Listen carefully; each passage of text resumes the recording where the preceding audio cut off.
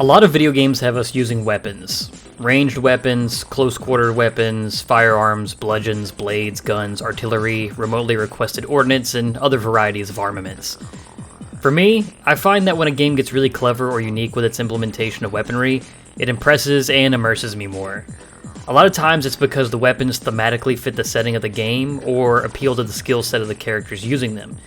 That's why I wanted to go over a few examples of this. Here's some of my favorite instances of unconventional weaponry in video games.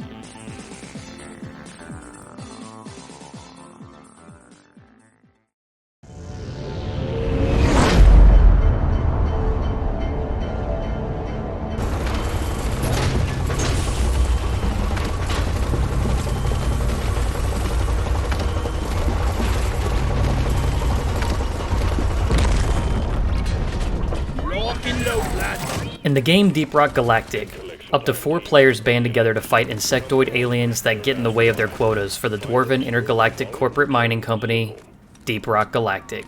The company will provide a certain level of resources for the space dwarves to get the job done, and one of those very important resources are weapons. Most of the default weapons available to new players are classics: shotguns, rifles, miniguns, and pistols. But as you progress, you can unlock some really unique firearms that the blue-collar space dwarves have cobbled together from mining equipment or reverse engineered from mysterious alien artifacts and their robotic rivals that are competing to mine out the husk of what was once a planet, Hoxus 4. Some of my favorite examples of these weapons are the Colette Wave Cooker, which is basically a handheld microwave beam that cooks your target from the inside out, leading to a potentially explosive end. The Sludge Pump, which is a tank connected to a series of pipes and valves that spews corrosive sludge that melts enemies in 2 different firing modes. A straight shooting projectile, or a charge shot that expends more ammo, but creates a large pool of sludge that leaves an area of effect for enemies to crawl into. The Smart Rifle is a standard-looking assault rifle at first glance, but affixed to the top of the barrel is a mechanical eye that surveys the visible space in front of it for threats, allowing you to lock on to multiple targets and let a slew of bullets accurately find their way to them. Lastly, and my personal favorite, the Shard Diffractor, a heavy weapon cobbled together by electronics, mechanical framework, and a giant lens that houses a shard of an Almarin Heartstone. The Heartstone is a seemingly sentient rock that the dwarves use a giant drill dozer to retrieve in one of the mission types. Powered by a battery, the shard becomes superheated. The lens then focuses the shard's energy into a superheated beam of infinite range that incinerates enemies into ashes. There's more weapons than just these in the game as well, so get a team of dwarves together, grab a pint at the bar, and kill some bugs for rock and stone.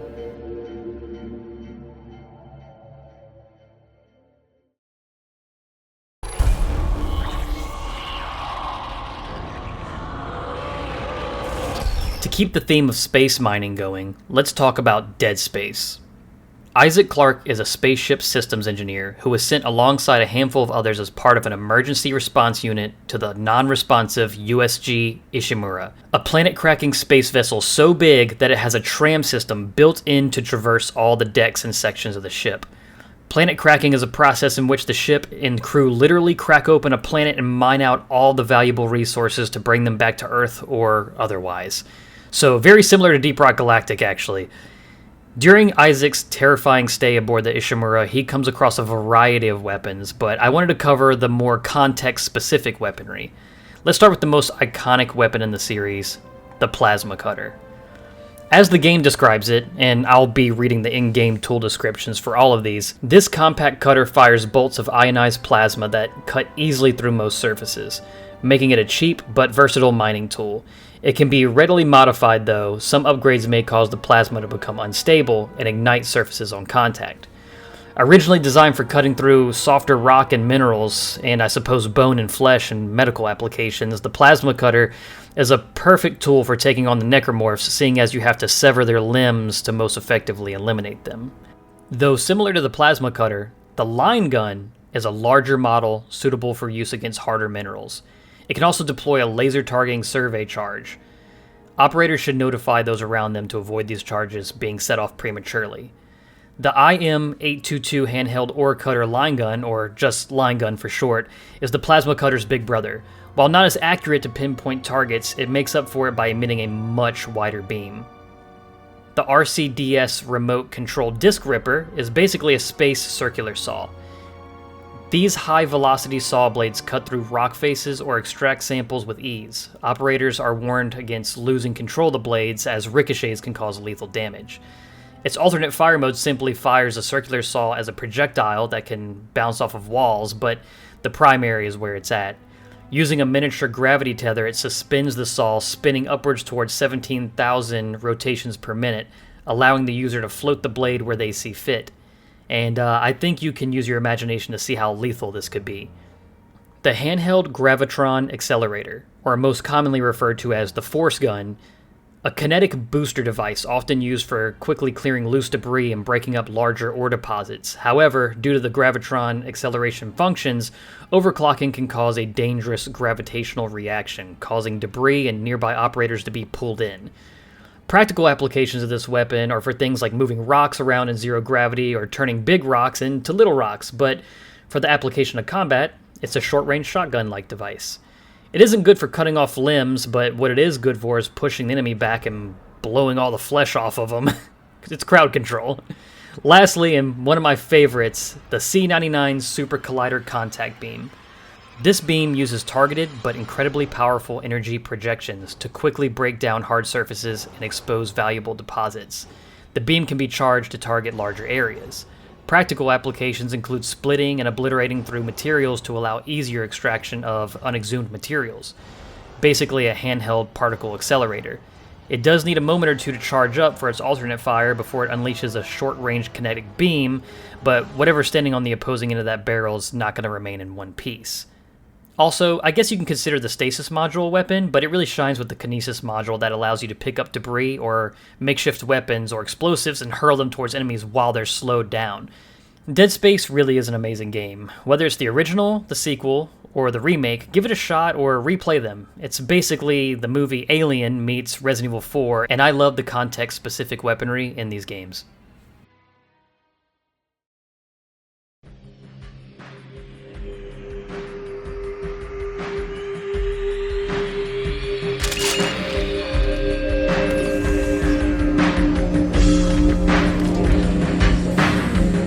Half-Life 1 and 2 are both equally as revolutionary, and both titles stand the test of time. For the sake of gameplay, I recorded the Black Mesa Half-Life 1 remake, which I highly recommend you check out if you haven't done so already. Half-Life 1 has you assume the role of the theoretical physicist Gordon Freeman in his iconic HEV suit on a mission to escape the Black Mesa research facility, a massive multi-purpose research facility covering many different fields of science, including R&D on some top-secret weaponry. Since the facility is experiencing a slight interdimensional resonance cascade, we can also get our hands on some alien weapons too. In addition to standard firearms like a shotgun, SMG, and pistol, we can test out the latest and greatest weapons of mass destruction by the creative minds of Black Mesa: the Tau Cannon and the Gluon Gun. The Tau Cannon, or Gauss Gun, is another example of a handheld particle accelerator that can shoot beams of highly concentrated energy at insane speeds, even reflecting off of surfaces, or it can be charged to maximize impact, usually resulting in a mess. Not to be outdone, the Gluon Gun is a quantum destabilizer, unleashing a seemingly infinite-ranged, thundering particle beam capable of dematerializing or disintegrating organic matter, or utterly destroying anything in its path.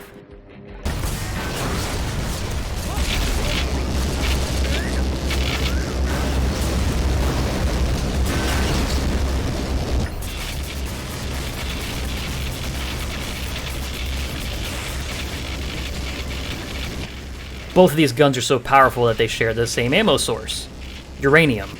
If these destructive experiments don't do it for you, however, you can always try out some weapons of the extraterrestrial variety, such as the Hive Hand, an organic living glove that spits out insect-like projectiles that seek out your target, and the ammo source regenerates organically so you won't completely run out of ammo. Pretty handy, right? Okay, moving on to the Snarks. Snarks are softball-sized cycloptic extraterrestrial beetles that can be thrown like a grenade and will seek out enemies either out in the open or hiding.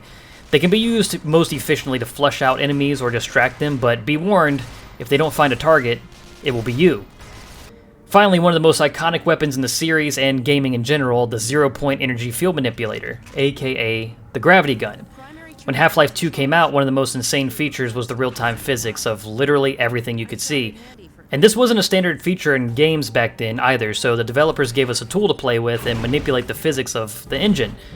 The gravity gun is a tool with practical uses like heavy lifting or clearing debris or transporting hazardous material, but it's also a fun way to play fetch with your dog. It's insanely useful when you don't have any ammunition because everything around you is ammunition. Saw blades, explosives, furniture, and heavy junk items like engine blocks can be used to dispatch enemies efficiently and humorously. Now, there are other Half-Life games with really cool unconventional weaponry as well, but maybe we'll cover those another time.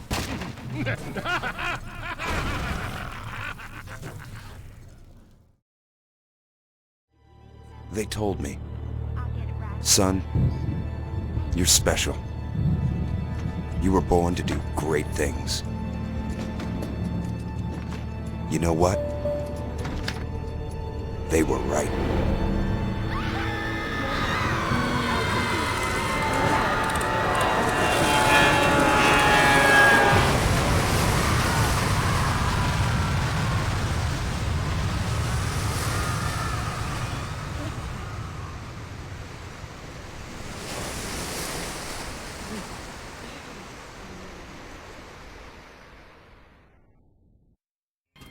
In the underwater metropolis of Rapture, man was free from the constraints and influence of government, religion, and in most cases, morality to pursue his wildest ambitions.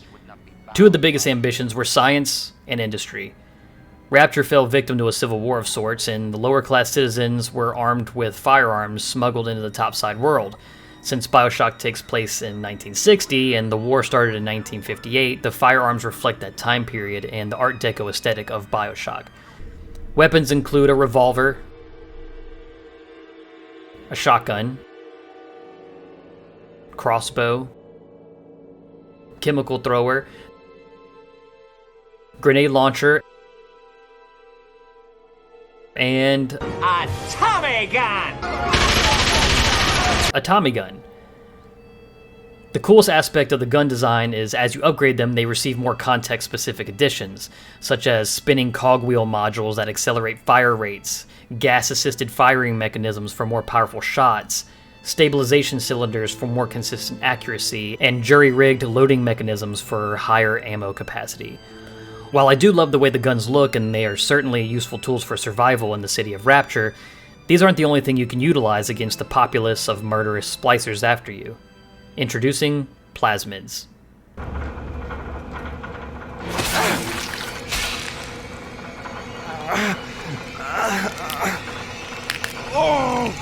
Steady now. Your genetic code is being rewritten. Just hold on and everything will be fine.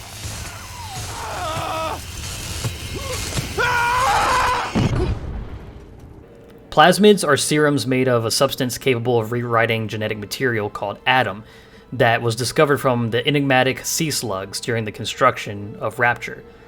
Plasmids come in a variety of forms and require Eve to fuel an individual's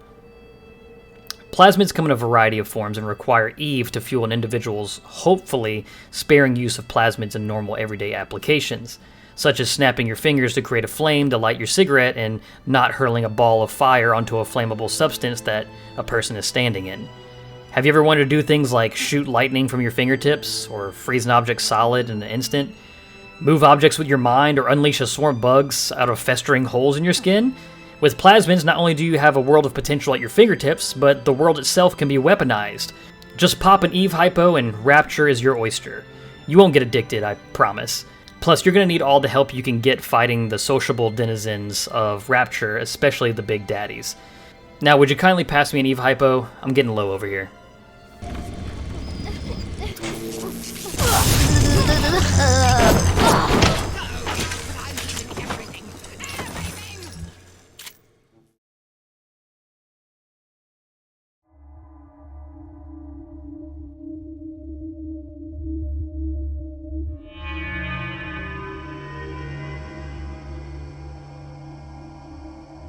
For the final entry, and the inspiration for this entire video, Dead Rising. I can vividly remember seeing Dead Rising being revealed and immediately being disappointed because I knew that I wasn't going to be able to play it. This was the game that made me want Xbox 360. I couldn't believe the amount of zombies that there were on screen, how good it looked, and the fact that you could pick up seemingly anything around you in the environment and use it as a weapon. You play as photojournalist Frank West trapped in a mall for 72 hours. I realize that shopping malls are somewhat of a dying concept these days, but back then, it made our mind race. Which stores would you hit first for the best survival gear? The Willamette Mall isn't just any mall either, it's huge. You'll be grabbing anything you can get your hands on. Sporting equipment, furniture, landscaping tools, kitchen cutlery, antique blades, clothes hangers, toys, anything. The items you grab range from extremely useful to absolutely useless. But since Frank is taking pictures to document the events of Willamette, you may be able to use silly items for a bonus opportunity in the pictures you take. As you play the game, you'll start to learn them all, and which stores to skip and which ones to loot. You'll also need to keep Frank's health bar filled up, so the same goes for food, and while you're at it, why not a change of clothes? Dead Rising 1 just scratches the surface, because the sequel cranks up the unconventional weaponry to 11. That may be a topic for another time though, because there's a lot to get into with Dead Rising 2 and beyond.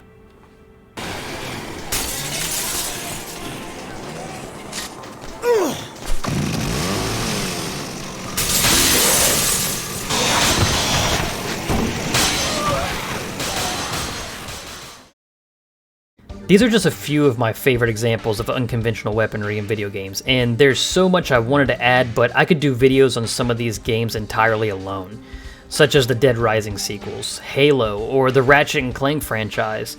Sound off in the comments section what's some of your favorite examples of unconventional weaponry in video games, and while you're at it, leave the video a thumbs up and subscribe to my humble little channel for more content like this. Thanks for watching.